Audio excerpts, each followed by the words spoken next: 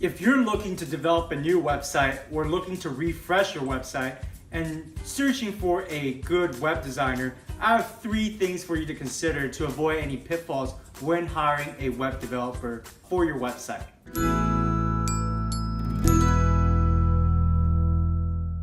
Hey, my name is Richard, the CEO of Bliss.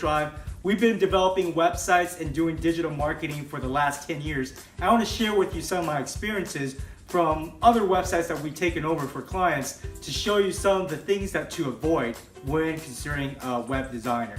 First thing you want to consider is your designer a marketer or just a graphic expert? So there's 2 differences. A graphic expert is going to develop for you a nice, beautiful website, kind of like a brochure, but it's not going to do a lot for you in terms of generating leads for you, opportunities for you. They're going to have the nice pictures, but they're not going to have the call to action. They're not going to have the unique selling propositions. They're not going to have the elements that allow someone to want to take action for the next step, which is actually contacting you and opening up that business opportunity for you.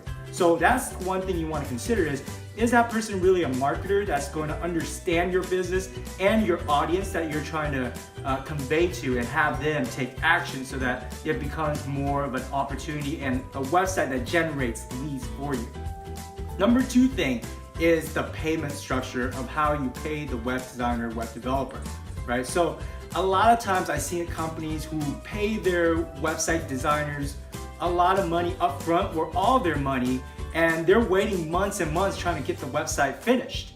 The problem is the web design company have already collected all the money and they're no longer incentivized to actually be very quick or prioritize your work to finish the project because they've collected all the money.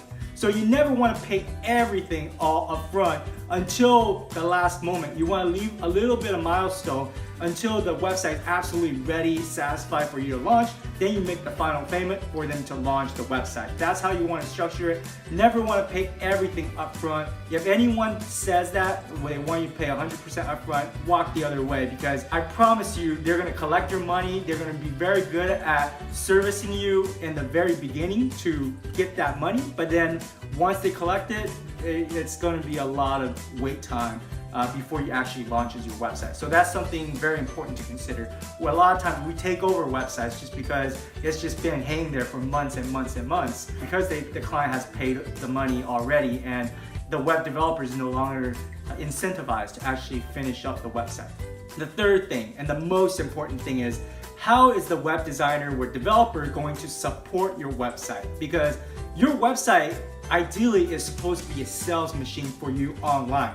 It's supposed to allow visitors to come to your website, understand what you're about, and influence and compel other people to create that opportunity for you. So when the website goes down, or if there's any viruses or malware on your website, you want your web developer to be on top of it and get that going. Another consideration is that website search engine optimized? Are they going to link the URL from your new URL to your old URL?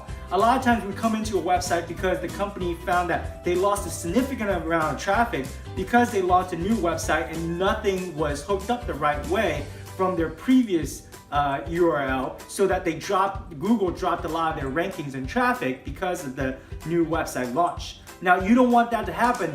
To avoid this, you want to hire an SEO company if they don't have an SEO expert and have them evaluate how the website structure is actually laid out so you can avoid these type of problems.